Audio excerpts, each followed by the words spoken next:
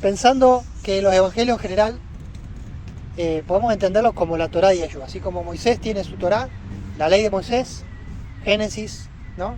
Éxodo, ¿qué más? Levítico, Números, Deuteronomio. Tenemos la Torá de Yeshua, Mateo, Marcos, Lucas, Juan y Hechos también. Y Hechos también. Entonces esto es interesante. Hay evidencias que tal vez el Evangelio de Mateo de alguna forma se inspiró en la estructura de la Torá. Y que hemos visto en la primera charla, y vamos a repetir ahora, también el Evangelio de Juan también el Evangelio de Juan arranca con la porción que nos habla en el principio, en el verbo, y hemos visto eso que es una alusión directa a la Torá también. ¿Sí? Entonces, es interesante porque esto nos da una nueva mirada. Pensar en los evangelios, en Hechos de los Apóstoles como la Torá de Yeshua, nos ayuda a poder hacer un paralelismo, nos ayuda a poder estar atentos a cómo los evangelios se basan en la Torá. Hoy lo vamos a ver claramente. Cómo hay una conexión, una costura, se busca conectar. ¿Por qué? Porque el evangelista, entre otras cosas, quiere validar sus escritos, validar la enseñanza de Yeshua, validar los hechos de Yeshua, como una nueva Torá, o como un complemento de la Torá, o como un refresco de la Torá. ¿Sí? De la Torá, ¿sí? Como la encarnación de la Torá, porque la Torá también, en definitiva, es palabra. La palabra, vimos el concepto del verbo, ¿sí? El verbo se hizo carne, como un circuito donde también la palabra es la sabiduría en la Biblia se personifica y Yeshua termina siendo una manifestación de esa sabiduría divina, y la Torá no es nada más y nada menos que una emanación de esa sabiduría, ¿no? Porque trae principios celestiales a la tierra. Entonces ahí nos cierra el círculo, y entonces vamos a estudiar el Evangelio de Juan a partir de la perspectiva de la Torá de Yeshua, ¿sí? Entonces ahí yo les mostré, les pasé una serie de divisiones del Evangelio de Juan en porciones, ¿sí? La primera porción, Bereshit, o en el principio, porque el texto de Juan empieza en el principio del verbo, y no es casualidad, ¿sí? Sino que Juan está haciendo un midrash, una asociación, una jugada hermenéutica, una interpretación de juntar el concepto de logos con Génesis 1, ¿sí? El concepto de logos es más profundo que la palabra que usa Juan, porque Juan dice en el principio del verbo. Si uno va al griego encuentra logos. Al decir logos está diciendo muchas cosas, ¿sí? ¿Por qué? Porque en el mundo que él se movía y en la época en que él se movía, el logos tenía mucha filosofía detrás.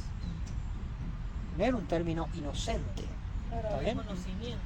Conocimiento, estaba la filosofía griega, estaba Filón de Alejandría, un judío helenista, estaba la escuela, alguna escuela de pensamiento platónico, estaba el judaísmo de Pablo, o sea, había un diálogo, y el Nuevo Testamento tenemos que entenderlo a partir de un diálogo ya establecido entre el judaísmo y el helenismo. Un diálogo que a veces va a ser de puente y a veces va a ser de choque, a veces va a ser de competencia, pero claramente el mundo del Nuevo Testamento es un mundo donde la cultura griega ya es una referencia, es inevitable. No es que yo digo, bueno, esto es griego, no. Hay un control, y eso en la forma de pensar, en la forma de expresarse, no solamente está esa presencia del pensamiento griego, sino hasta que es necesario usar categorías griegas para entender de qué estamos hablando, ¿sí? Lo mismo nos pasa hoy. Hoy tenemos que hablar de ciertas cosas o con ciertos términos, y hace 500 años eran otros. Y hace 2000 años, que el tiempo del Nuevo Testamento, eran otros. ¿Sí? Entonces, los milenios, con las demandas del mundo moderno. Entonces, el Evangelio de Juan, que es un evangelio bastante filosófico, entonces va a tener esa preocupación. Algunos dicen, en la charla anterior hemos hablado de los autores. ¿Quién fue el autor del Evangelio de Juan? Se dice tradicionalmente que fue Juan el Apóstol. Bueno, hay dudas sobre eso. Tal vez Juan el Apóstol es la fuente, pero no el autor completo. Quizás él dio las pinceladas y después vino otro Juan. Algunos entienden que Juan el Anciano era discípulo de Juan. hay una tradición de que ambos estuvieron en Éfeso, hay una tradición que este evangelio está ligado a Éfeso, a la ciudad de Éfeso, así como el evangelio de Marcos está ligado a la tradición de Pedro, porque la tradición muy antigua dice que Marcos escuchó a Pedro y Marcos era traductor de Pedro, porque lógicamente Pedro quizá no hablaba griego bien, pero estaba en la diáspora. Y Marcos, evidentemente, sabía griego, era helenizado, entonces era el traductor, el intérprete, y después compiló, a la muerte de Pedro, compiló sus dichos, sus mensajes, que vendría siendo lo que después conocemos hoy como Evangelio de Marcos. Eso dice la tradición temprana, siglo II. Podemos creerlo o no, pero tiene sentido. El Evangelio de Marcos tiene una impronta que uno dice, bueno, Pedro, una cosa rápida, dinámica, con detalle de un testigo ocular en Marcos, sin mucho vuelo filosófico, ¿sí? Entonces, parece claro que el Evangelio de Marcos, entonces, es la tradición de Pedro, y otros dicen, bueno, el Evangelio de Juan tiene bastantes cosas de Marcos, pero complementa a Marcos. Y hay una tradición antigua que según Juan el Anciano, no Juan el apóstol, sino Juan el Anciano, explica esto, que Marcos escribió lo que escuchó de Pedro, porque era el traductor, y después de su muerte compiló los mensajes de Pedro. Hizo un esfuerzo importante, pero, y acá viene una crítica, no en el orden correcto.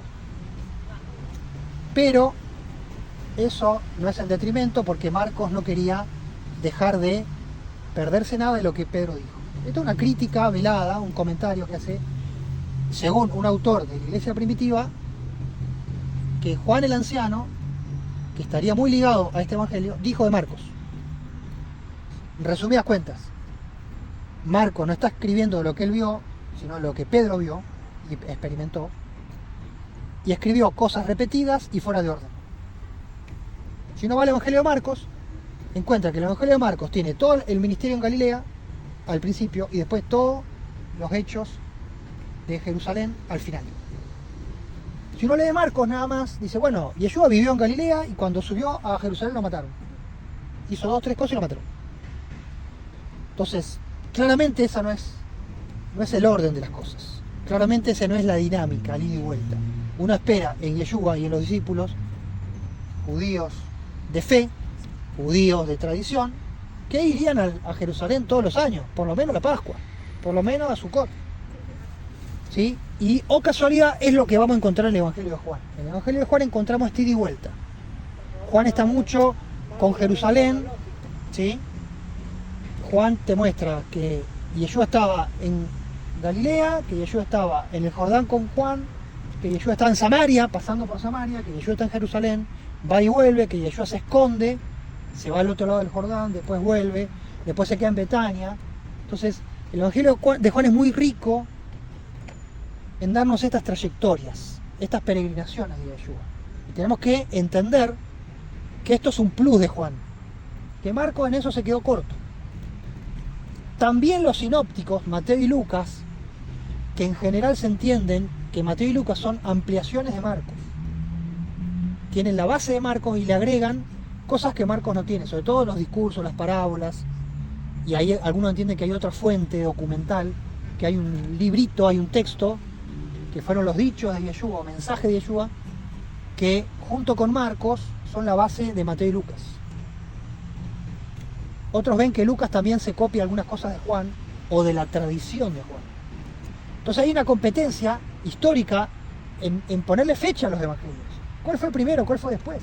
¿Sí? Pero lo que queda claro es que Juan, el evangelio de Juan, busca complementar o entre comillas corregir a Marcos.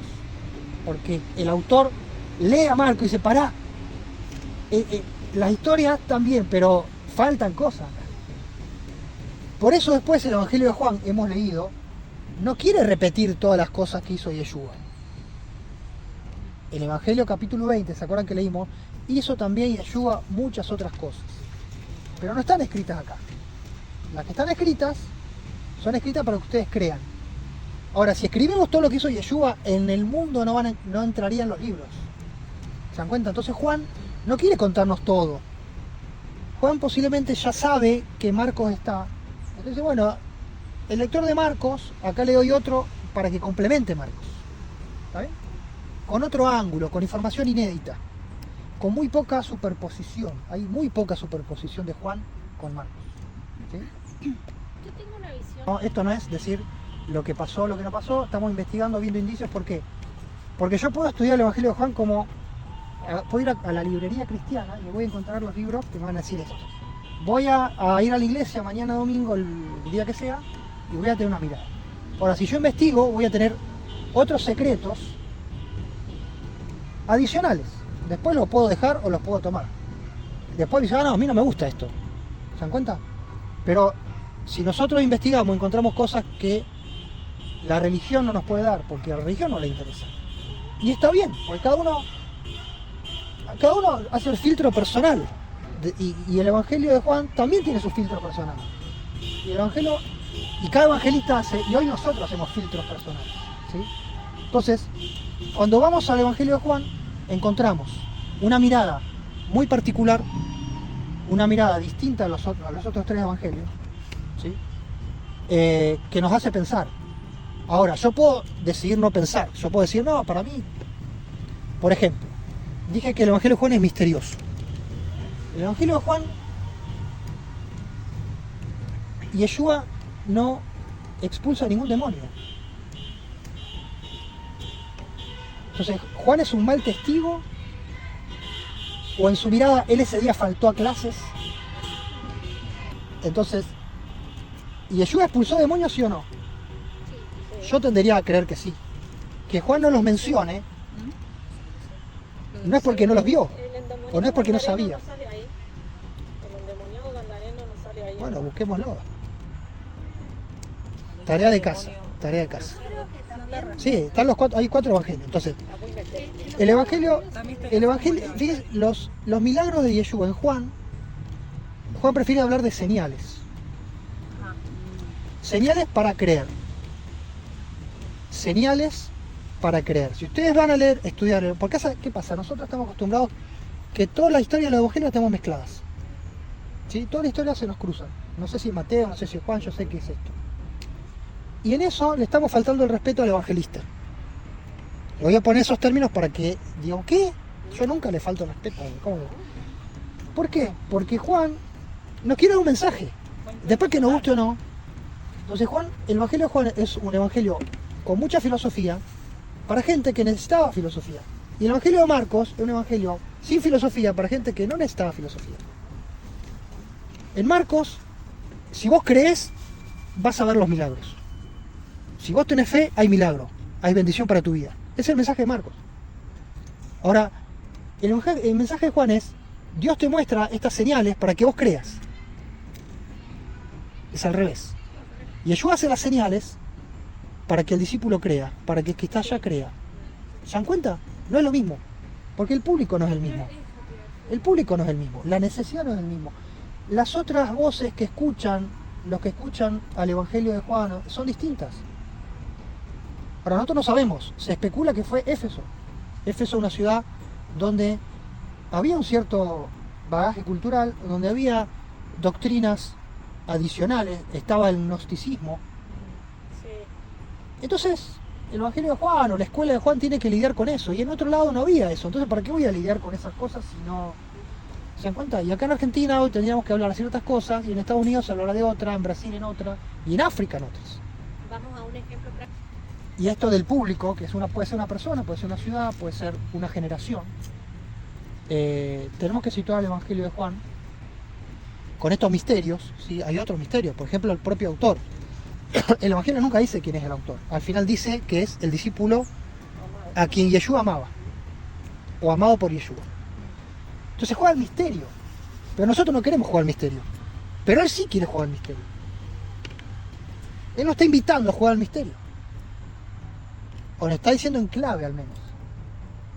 Él va, en el Evangelio de Juan, María, la madre de Yeshua, nunca se menciona por su nombre. es la madre. Pero no se lo nombra. Interesante. El discípulo amado, que sería el autor o la fuente de conocimiento, tampoco se nombra. Pero está ahí.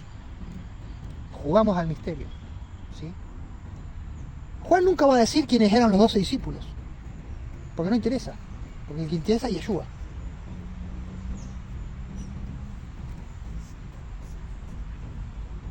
¿Sí? No, los 12 apóstoles, la autoridad que les dio sobre los demonios, sobre todo lo que está en Mateo, que está en Marcos. Si nos quedamos con el Evangelio de Juan, no sabemos cuántos eran los apóstoles, los discípulos. La persona del Señor. Cuando volvemos, encontramos que el Evangelio de Juan tiene que ver más con una reivindicación de Yeshua y como una ecualización, como uno tiene, viste, esas perillas de los equipos de música, ecualizador, sube el grave, baja el agudo, los medios, da un poco de retorno, etc. En el Evangelio de Juan vamos a encontrar esa ecualización donde subo a Yeshua, bajo un poco a Juan el Bautista,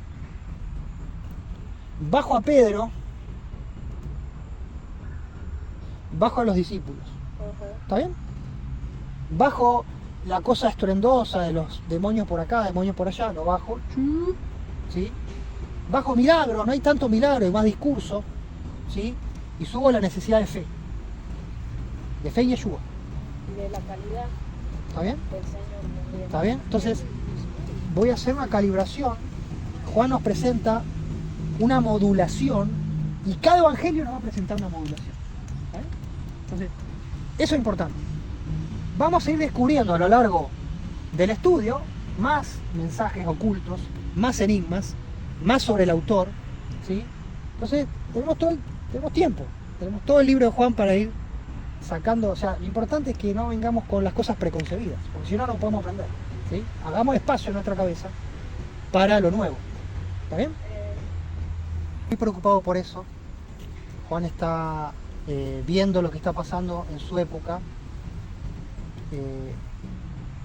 Si el Evangelio de Juan, como dicen la mayoría de los investigadores, está relacionado al fin del siglo I, es una época donde ya el liderazgo encumbrado empieza a aparecer fuerte. Si uno va a Tercera Juan le escribe Juan el anciano a la iglesia. Hay un tal Diótrefes, que es un líder encumbrado que se opone y no quiere que nadie de Juan vaya a su iglesia. Todo eso se habla de que es un poco la escuela pre-ignaciana. Ignacio de Antioquía, en el año 100, 105, ya va a ser un gran episcopo, un gran pichón de papa, un gran líder encumbrado, y va a matar todo alrededor, y va a decir que la voz del líder, la voz del presbítero, la voz de Dios. Hemos hablado en algunas charlas de esto. Bueno, estamos a menos de 100 años de la cruz, menos, 70 años y ya tenemos esto. Pesado, llegando. Entonces, se entiende que el Evangelio de Juan, las cartas, el Apocalipsis, la escuela de Juan, que se habla, todos estos escritos, tienen esta tendencia. Cuidado, no nos encumbremos nosotros, encumbremos a Yeshua. ¿Está bien? Entonces el Evangelio de Juan va a tener esto por detrás, y cada tanto va a aparecer. ¿Sí? Bueno, la primera porción, Bereshit, capítulo 1 y capítulo 2, empieza en el principio del verbo. El Evangelio de Juan tiene dos inicios. Tiene un inicio histórico, como puede ser el Evangelio de Marcos, vino Juan bautizando, ¿sí? Como debería empezar. Y tiene un inicio filosófico, tiene un inicio poético.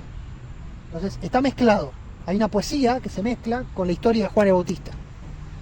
¿Sí? Entonces, la primera, le voy a leer la poesía. ¿Cómo quedaría la poesía suelta? Yo saco la poesía, que es el versículo 1, estoy quedando, voy a tener que iluminarlo. Corrido. Es versículo 1 al 5 y después del 14 en adelante. Esto, la poesía hebrea es en pares.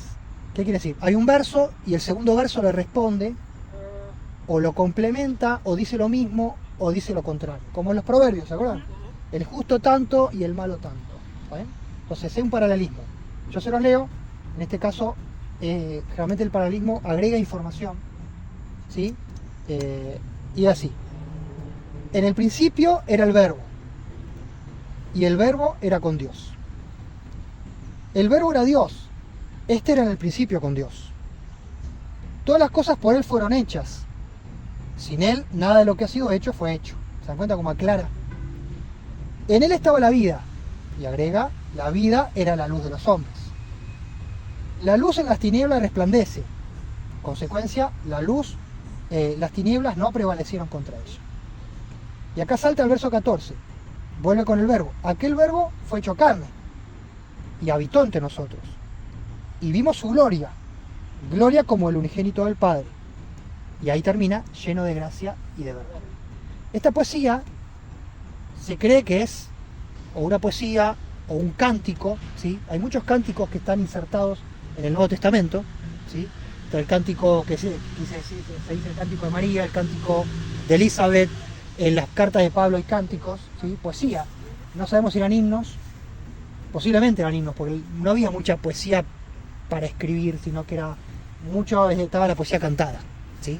Entonces, esta es una poesía que no sabemos de quién es, si es del propio evangelista o ya era conocida, ¿sí? O era de la comunidad de Éfeso.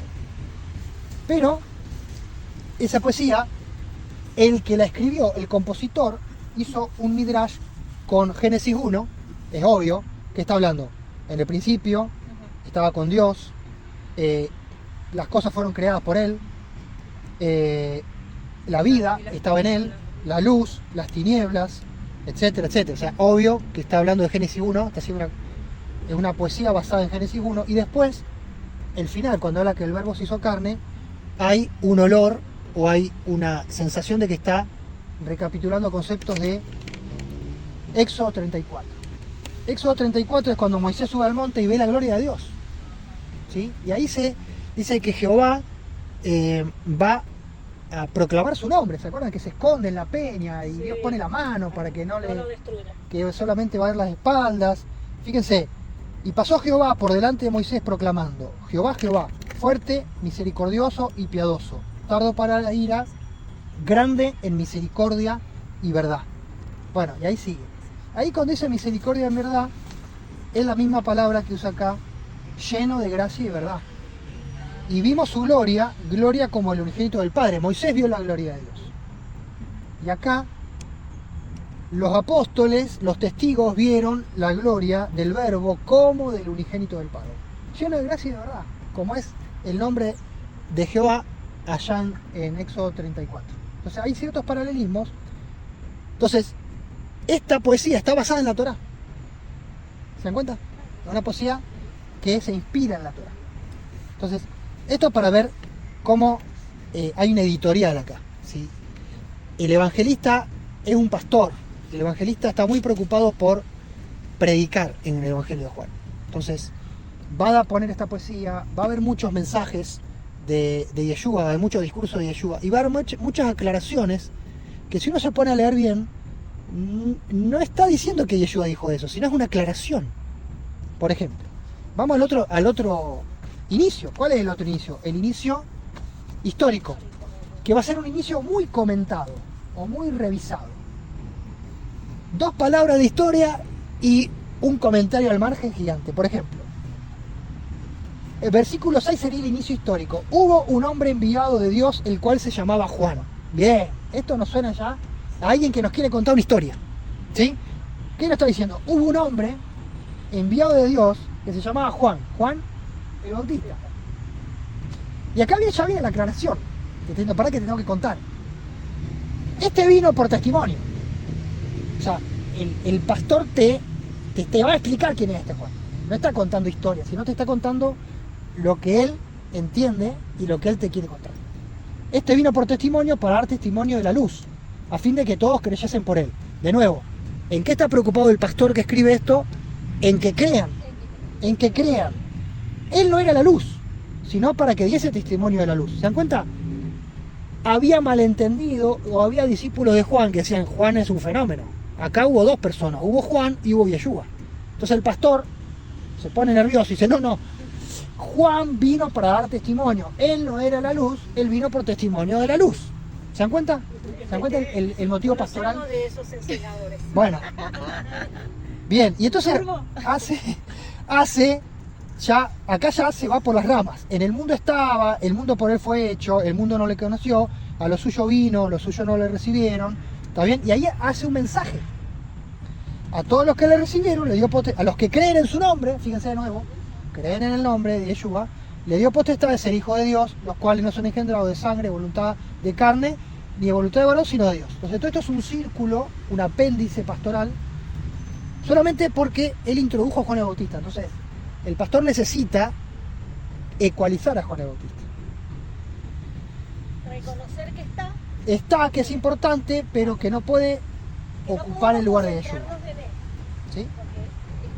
1.15, volvemos a la historia. Juan, este hombre enviado por Dios, dio testimonio de él.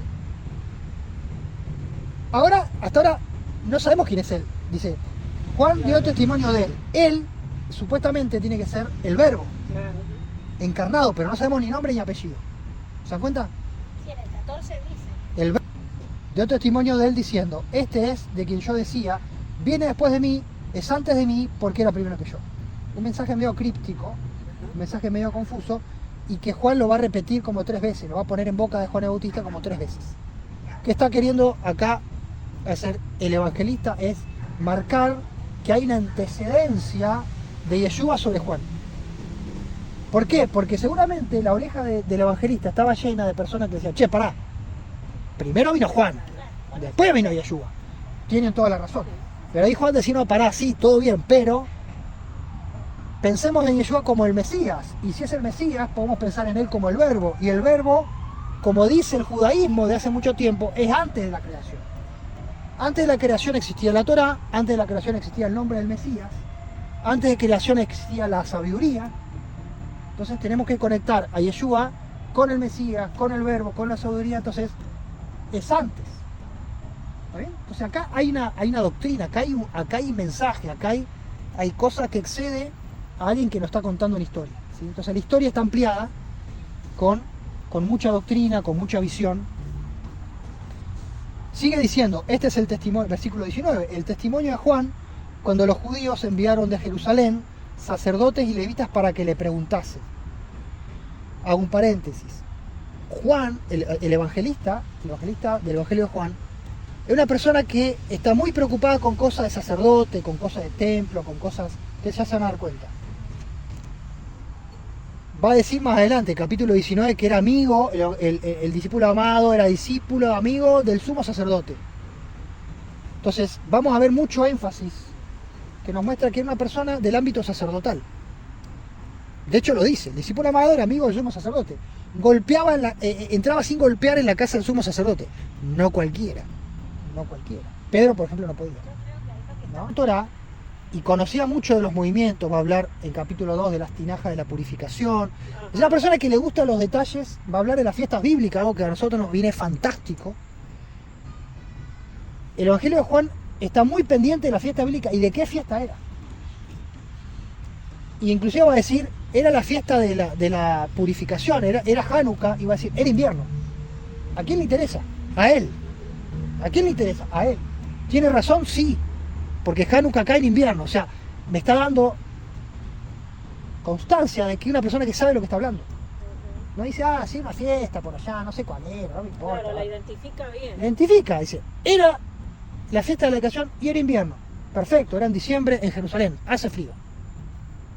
Bien, entonces, ¿se dan cuenta? Está dando detalles que para él son importantes. Fíjense lo que dice, los judíos van, sacerdote, levita, le preguntan a Juan el Bautista, ¿eres tú el Cristo? Confesó Juan y dijo, no, yo no soy el Cristo. Bueno, ¿sos Elías? No. ¿Sos el profeta? No. Entonces, ¿quién sos? Pará, no sos Cristo, no sos Elías, no sos profeta. Yo soy la voz que clama en el desierto, enderecen el camino del Señor, como dijo el profeta Isaías. Acá, en los dichos de Juan, tenemos citación del Salmo 2, del Cristo, tenemos citación de Deuteronomio 18, el profeta, y tenemos de Malaquías 4, Elías. Entonces, fíjense cómo, no solamente, posiblemente Juan menciona estas cosas, pero el evangelista está haciendo una citación, está diciendo, todo esto tiene que ver con la Torá, con los profetas, con los escritos, Deuteronomio, Salmo 2, Malaquías, Isaías 40. Entonces acá hay un cúmulo de información de alguien que maneja información, alguien que sabe. No es alguien que no sabe de Torá, que no sabe de profetas, es alguien estudiado, es alguien que sabe. Entonces, con esto, el evangelista sigue ecualizando, ¿sí? No es Elías, no es el profeta, no es el Cristo. ¿Quién es entonces? Entonces, el evangelista le dice a los discípulos de Juan el Bautista, ustedes vean a Juan el Bautista como la persona indicada o como aquel que cumple Isaías 40. Isaías 40 dice, enderecemos el camino del Señor para que el Señor venga. Entonces fue una citación de Isaías 40. Hay que entender dos cosas. Una, ¿qué pensó Isaías cuando escribió eso? Dos, ¿cuál es la aplicación de Isaías 40 en el Evangelio? Porque Sí. una cosa Isaías, contexto original, o sea, ¿qué pensó Isaías? ¿Quién escribió ese texto?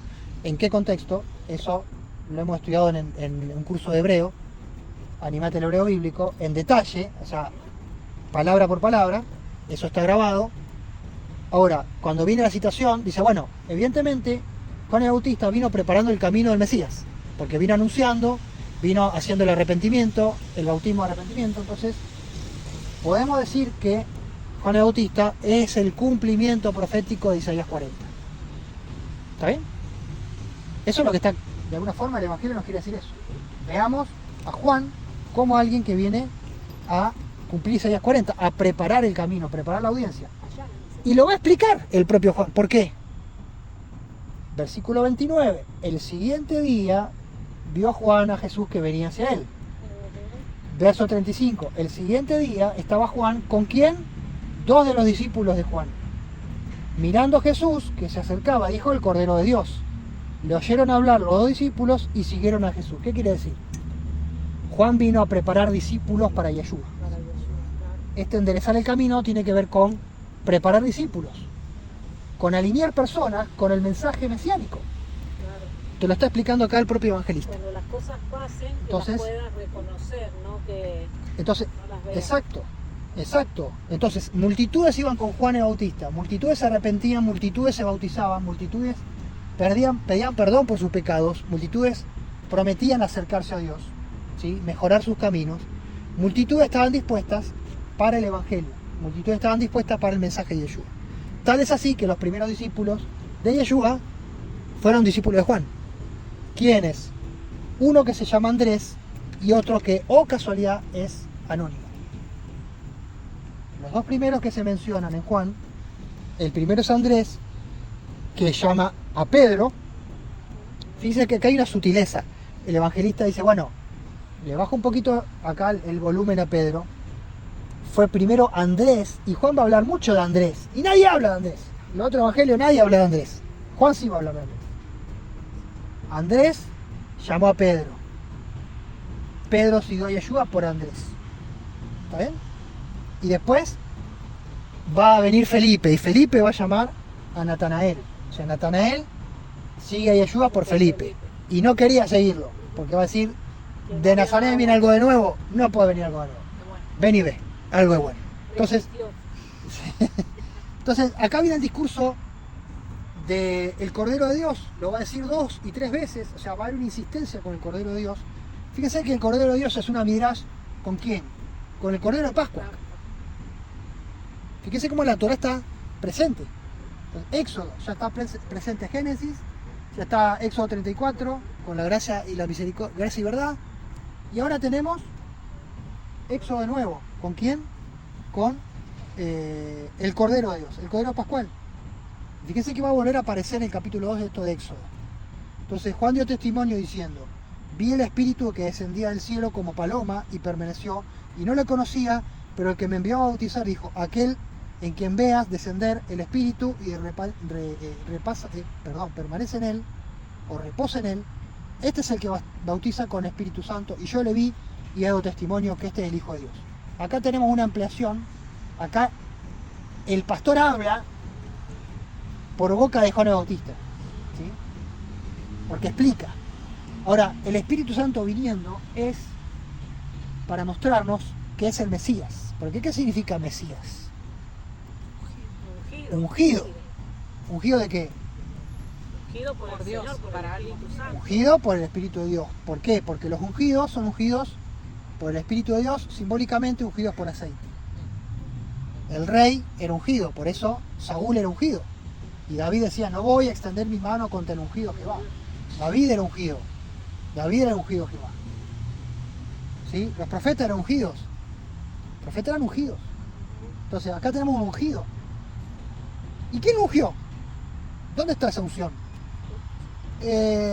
Los profetas de Jerusalén no lo ungieron. El mismo Dios. lo El ungió. sumo sacerdote no lo ungió. Que tenía aceite guardadito, no lo ungió. Entonces acá necesitamos ecualizar a Juan el Bautista hacia arriba, porque Juan era profeta. Entonces, está bien, el sumo sacerdote no ungió a Yahshua, pero Juan, en su rol de profeta, y Juan, que era sacerdote también, porque era hijo de sacerdote, Ujú. Juan era hijo de sacerdote, Juan el Bautista, ejerciendo un sacerdocio alternativo, un sacerdocio hippie o freelance en el desierto, porque él está bautizando, él está usando el agua, él está purificando, está haciendo una suerte de sacerdocio. Dice que él indica a Yeshua y él dice, este es el Cordero de Dios, y dice, yo vi el Espíritu Santo descendiendo. No me vengan, no le cayó aceite, pero le cayó el Espíritu Santo. ¿Qué es mejor? ¿Se dan cuenta? ¿Está bien? Claro. Entonces, se dan cuenta que acá No me la quiera cambiar. lo que está haciendo Juan, que volvemos a repetir, el evangelista, conoce el sacerdocio, conoce estas burocracias, conoce que el Mesías tiene que estar ungido, porque si no, ¿cómo lo puedo llamar ungido si no está ungido? Para él es importante. Entonces dice, no solamente Juan lo indica y Juan lo bautiza y Juan lo dice que da testimonio, y dice que viene la unción del Espíritu como paloma. Entonces ese simbolismo de la paloma es unción y entonces él es Mesías. ¿Se dan cuenta? Está de alguna forma poner en evidencia y poner los documentos del Mesías. ¿Dónde está el DNI de Mesías? ¿Dónde está el atestado? Bueno, La Está credencial. testificando a alguien que entiende del asunto. está un profeta, lo está testificando. Entonces al Evangelio le viene bien que Juan el Bautista esté en alta estima.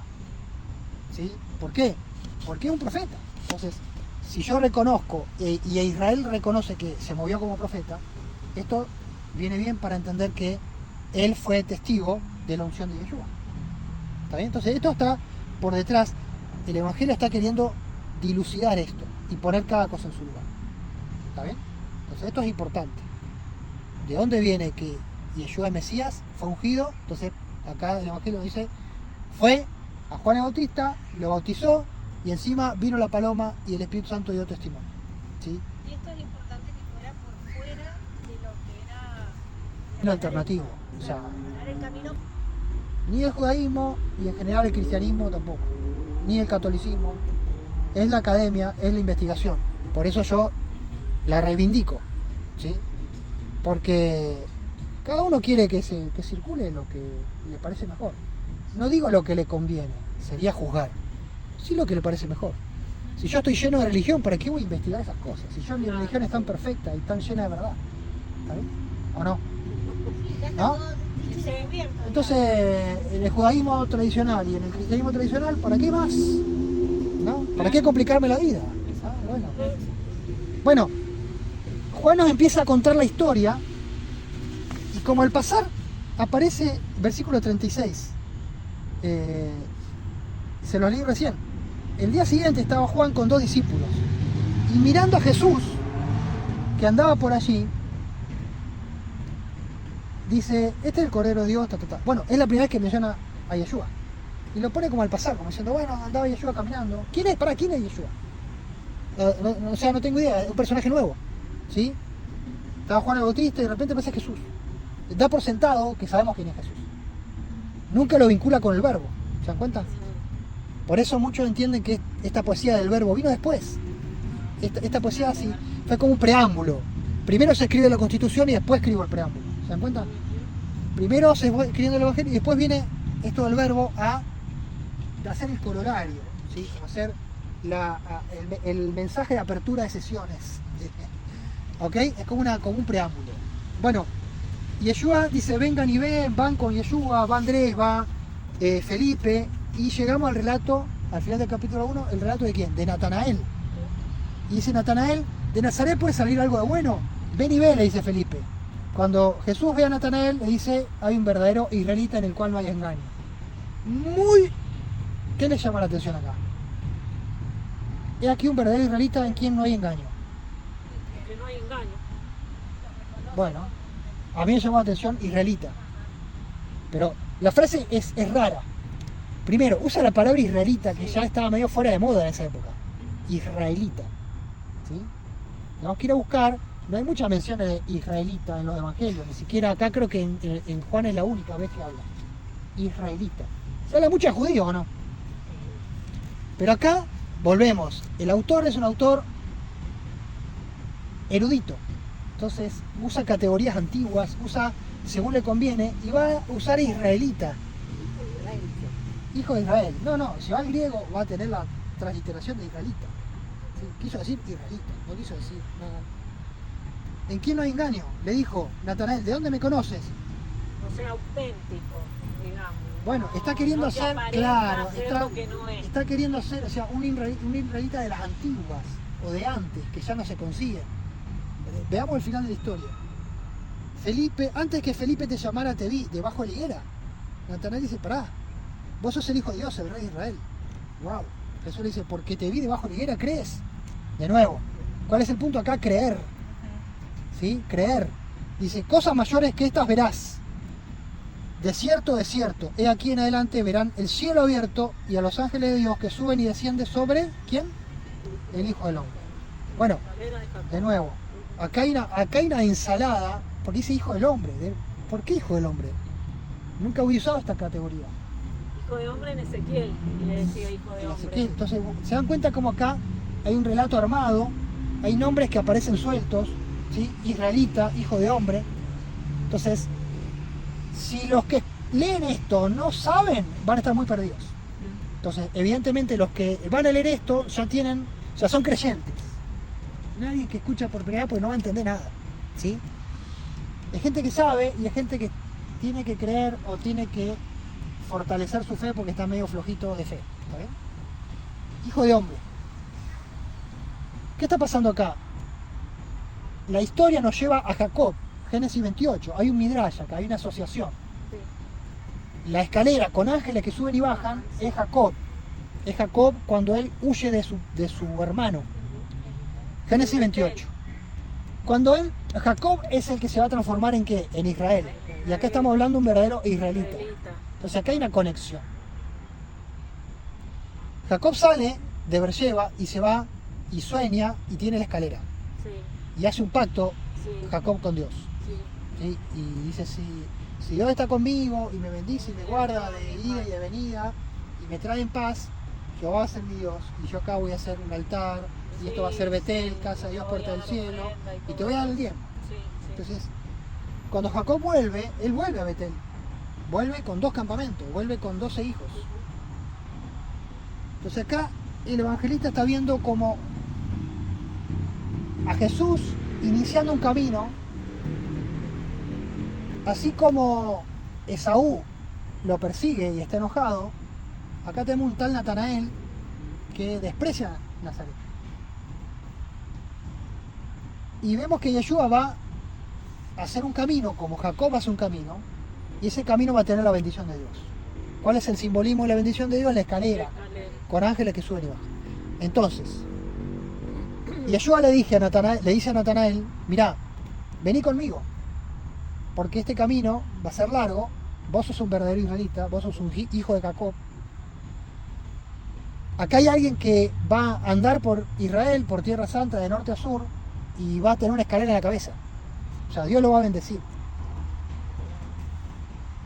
De ahora en adelante vas a ver cosas importantes. ¿Por qué? Porque lo que yo estoy haciendo ahora es lo mismo que hizo Jacob. Nada más que no voy a tener 12 hijos, quédate tranquilo. Voy a tener 12 discípulos, 12 apóstoles. ¿Está bien? Y voy a generar un nuevo pueblo, un nuevo remanente, así como Jacob generó una nueva familia, 12 hijos de Israel. Se habla de hijos de Israel a partir de Israel, Israel es Jacob. Entonces, esta escalera apunta al inicio del ministerio de Yeshua. Por eso la porción se llama Bereshit. Bereshit, en el principio del verbo, son los primeros discípulos, es el primer heraldo, que es el heraldo Juan el Bautista, y es el inicio del ministerio, como Jacob empieza su peregrinación con la escalera en Betel. Cuando él empieza, cuando él huye de su hermano, cuando el padre le da la bendición, fíjense el paralelismo, el padre Isaac bendice a Jacob y Jacob inicia el camino. El Espíritu Santo cae sobre Yeshua, lo bendice y lo prepara para iniciar el camino. Entonces acá tenemos una midrash, ¿sí? Esta midrash es, Yeshua es el nuevo Jacob. Yeshua es el nuevo Jacob. Y ahí busquen ustedes y van a encontrar las vicisitudes de Jacob, Labán, los hijos, que huye y demás. Y Yeshua también va a huir, ¿sí? De sus parientes. Los parientes van a ser los fariseos, los sacerdotes, ¿saben? Así como Jacob tuvo que tener dificultades y va a lograr su objetivo de transformarse en Israel. Así como Jacob tiene que pelear, ¿se acuerdan del ángel? Sí. Sí. Y Yeshua se va a pelear con quién? Capítulo 2. Con Se va el a diablo. No, en Juan 2. En Juan 2 no está el diablo, no hay desierto, no hay nada. En Juan Dios no hay desierto, todavía no hay nada. Juan 2. Están los fariseos. Van a estar cuando suba al templo Yeshua, su primera subida al templo que nos va a narrar Juan, cerca de la Pascua. Para Juan es importante, así, cerca de la Pascua, va a subir y va a agarrar un azote. Contra los cambistas. Va a haber violencia. Va a haber violencia, ¿sí? Se va a Y se armó la gorda, se va a picar. Se va a picar. ¿Por qué? Porque Juan va a hacer una ecualización entre Yeshua y el templo. Entre Yeshua y el templo. Pero en esa ecualización, como decís, Tenemos el episodio del templo. Son señales según Juan. Juan va a decir que son señales. Primera señal, la señal del agua convertida en vino. Ahí va a aparecer la madre de Yeshua, que no va a decir que se llama María, sino que va a decir que es la madre. Y Yeshua le va a decir mujer. En el día de la mujer, le va a decir mujer. ¿Qué tienes, mujer? ay, ¿Qué tienes conmigo, mujer? conmigo que no estoy bien. No ha llegado mi hora. Tenías que ser mujer. ¿Sí? Mujer y madre. Ay, Que Dios. venís marcando anteriormente. Muchísimo la cuestión de la madre de los creyentes, etcétera. Pero bueno, acá aparece capítulo 2, el primer milagro, se dice. Entonces Bereshit es el principio. Acá tenemos la primer, para Juan es señal, mejor llamarlo señal para Juan, pero muchos van a decir, bueno, el primer milagro, ¿sí? No sabemos. Es una señal que Juan pone como inicio. ¿Por qué lo pone? No sabemos si el primer milagro fue el de Caná o fue otro relatado en Marco o en Mateo, no sabemos. Solo sabemos que había una boda, que estaba María, así que posiblemente María o era pariente o era amiga, estaba ayudando. Caná es cerca de Nazaret, es en la montaña de Galilea, entonces geográficamente nos cierra, ¿sí? Van a Caná. Galilea era una depresión. Ah, no, Galilea tiene montañas, la alta Galilea y la baja Galilea. Ah, está en la montaña de Galilea, que es en la zona alta, y ahí está Caná, está Nazaret. Entonces era cerca. Van y falta vino. Y ahí dice que había 6 tinajas de la purificación. Esto es un detalle que a alguien del ámbito sacerdotal no se le escapa. O sea, no había necesidad de decir que eran para la purificación. ¿Sí? Entonces, vemos en Juan muchos detalles de este tipo. Tinaja de piedra, dice inclusive cuál era el volumen. Bueno, datazo, ¿sí? O sea, ahora, María aparece interviniendo, ¿sí? Hay una conexión, no sabemos bien por qué, pero tenemos que entender que quizás el discípulo amado narra esto porque María se lo contó.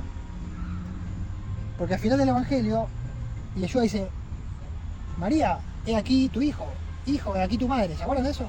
Se lo dice al discípulo amado.